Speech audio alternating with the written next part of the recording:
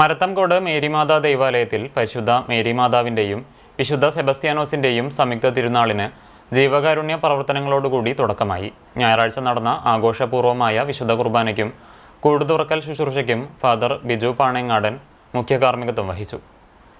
പ്രസുതേന്തി വാഴ്ച, രൂപം എഴുന്നള്ളിച്ചുവെക്കൽ, അമ്പ്, വളപ്രദക്ഷിണം എന്നിവ ഭക്തിസാന്ദ്രമായി.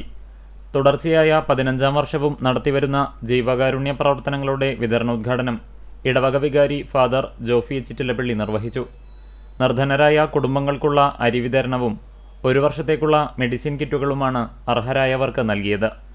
തിരുനാൾ ദിനമായ തിങ്കളാഴ്ച രാവിലെ 10 മണിക്ക് ഫാദർ സാജൻ വടക്കൻ്റെ മുഖ്യ കാർമ്മികത്വത്തിൽ ആഘോഷമായ തിരുനാൾ കുർബാനയും ഫാദർ ജസ്റ്റിൻ പൂഴിക്കുന്നേൽ തിരുനാൾ സന്ദേശവും നൽകും.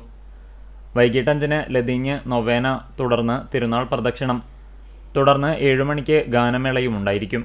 കൈക്കാരന്മാരായ doctor Johnson Aloor, Thomas Chakramakkil, general convener James Vadakkan, committee അംഗങ്ങൾ തുടങ്ങിയവർ നേതൃത്വം നൽകി.